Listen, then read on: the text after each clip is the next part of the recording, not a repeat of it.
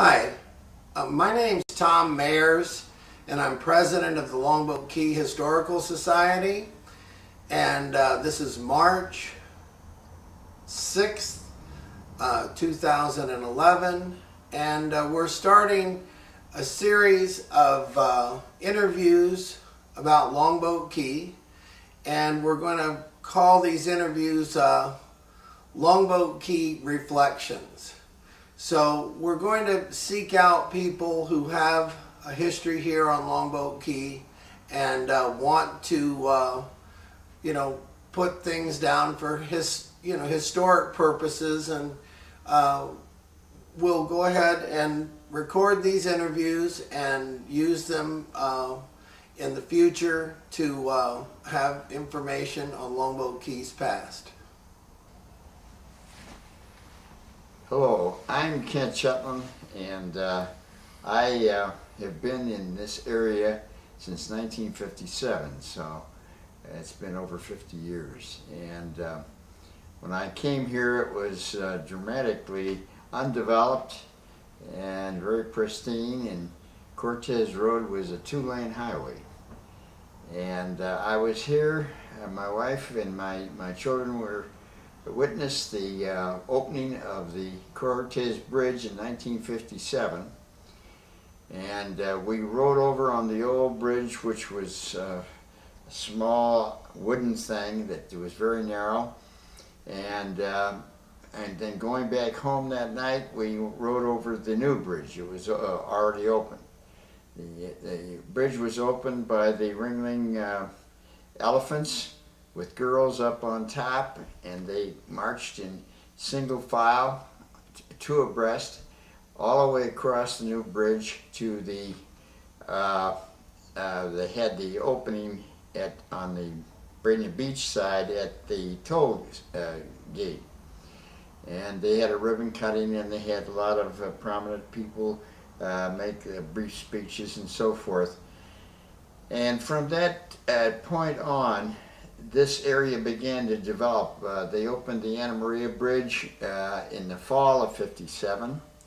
This bridge here, crossing Longboat Pass, while it officially, I think, was opened, or at least it was officially finished in 1958, about a year after the Cortez Bridge.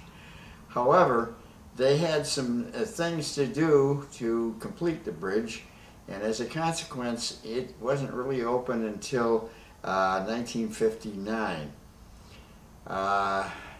And it remains as it was then, a two-lane bridge. And then the area itself attracted a lot of people.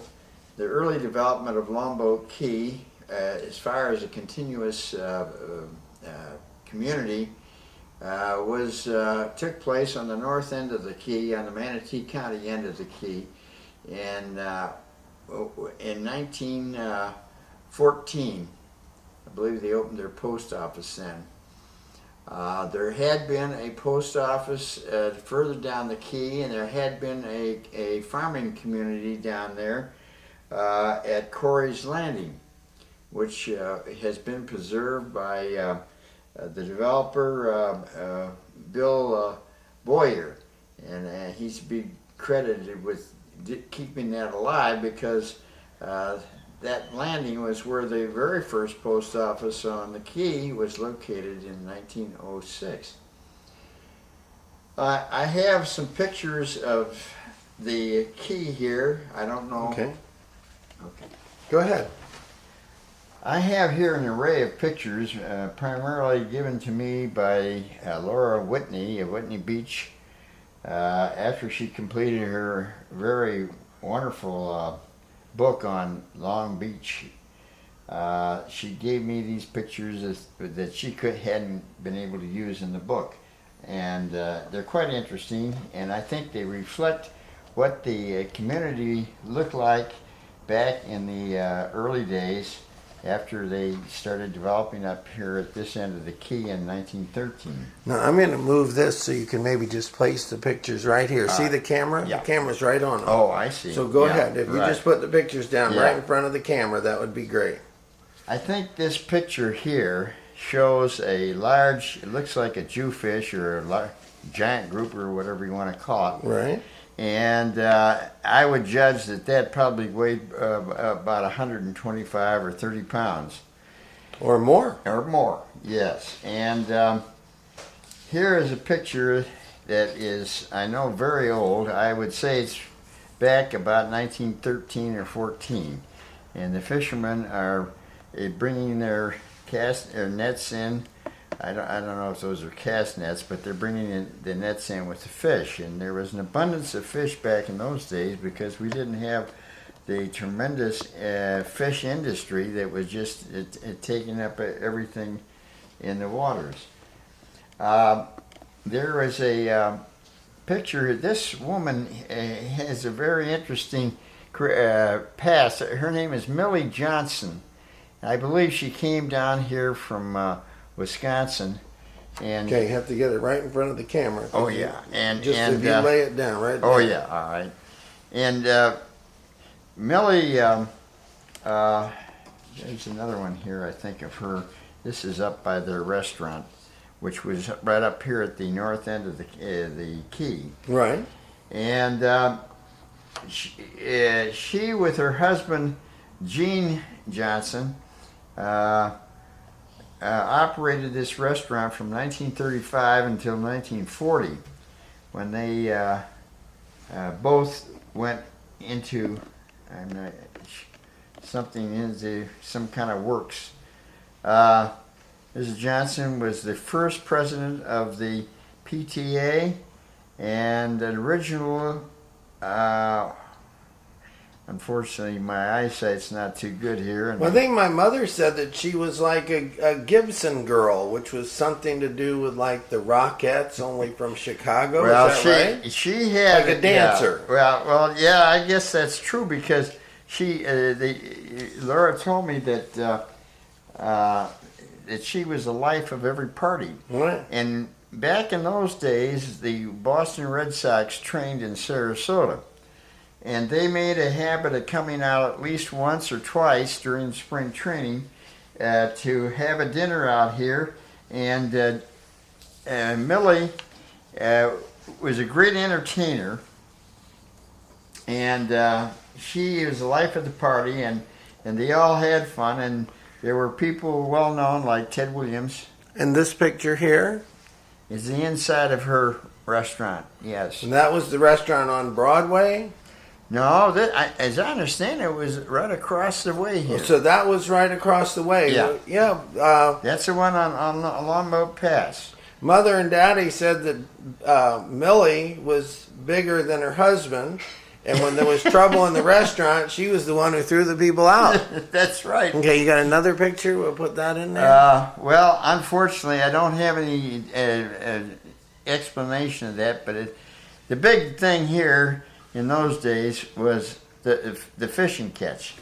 And they didn't have television and didn't have a lot of things. Here's a dredge. I think that this was probably a picture when they were raising the old Ritz-Carlton Hotel at the south end of the Key in New Pass. Right. And they brought this dredge in there. They had pilings of the original Ringling Bridge that was never completed. Mm-hmm. And those pilings had to be removed for safety's sake, and they had a dredge do that. Now here's some volunteer firemen at the firehouse, and I don't know. Ansel McMitchen was the fire chief. Cecil Schofield, I think he was the first city clerk. And he also had a real estate company here. Oh yes, yes. At the end of Broadway. That's right, and I think the firm's name, Schofield Real Estate, is still in existence. There was Howard Ridyard, who was from Massachusetts. That's Howard up there. He was a plumber, a plumbing contractor, and he put in all the plumbing here in the village when he moved here after World War II. Okay, we got another picture here. Yeah, let's see. Yeah, I'm going to pull this over here. Get these out of the way, the ones we've already seen. Yeah, historically, there's a marker up here that designates May 1539 as the time when Hernando de Soto, the Spanish explorer, anchored his fleet of 9 ships and six leagues to the northwest of here, which is at the north end of the key. And on his way making passage into Tampa Bay, he cut in behind Anna Maria Island, I guess for protection from the waves and things. And this is another picture I believe was taken down at the south end of the key when they were leveling the old original Ritz-Carlton Hotel along the New Pass. Okay. And here's another picture of some of the masonry that was still in existence. Let's see here. George Frost and Joe Winslow are the people in this. I think Frost is the older man and Winslow was the younger man. So what were these, fishermen or residents? They were residents, and they're coming in apparently from a fishing trip. Okay. Interestingly, this is the north end of Longboat Key, excuse me. And it shows that the tide, there was a channel running between these two keys here, which now is where Jewfish Key is. And it was Pickett's Key and Jewfish Key. Yeah, Pickett's Jewfish was the one on the south, and it was the larger, and the one on the north was Pickett's. And I think both of these keys were a creation from the tidal waves back and forth. Okay. So how about this one, this big one? Okay, now this is the very southwestern tip of Longboat Key. You can see Country Club Shores up here, and this is Sands Point. Sands Point, yes, that's right. Right. And it was the first apartment building, and then it was converted into condominiums, and so technically it may be the first condominium, although I think there was one built before that. It was at Spanish Main. Okay, I'll just put the picture here. If you get them ready for me, I'll set them right in front of the camera. Now, who is this lady? Do you know? Yeah, this is Mrs. Eugene Wilson. Uh-huh. I don't know where she's from, but Well, it looks like she's on Broadway in one of those houses there. It is. That's exactly right. Okay. And here's another one in front of the house. This woman's name is Louise Colsey from Decatur, Georgia. Okay. And let me see. I think that's Here's I'm going to just put these. If you just say what that is. This is Clayton Frost, and he's he was one of the early fishermen that came here in the wintertime. Right. And they all became very adept at fishing. Now, what about this boathouse? There were several boathouses. I have friends that have a boathouse that they have there.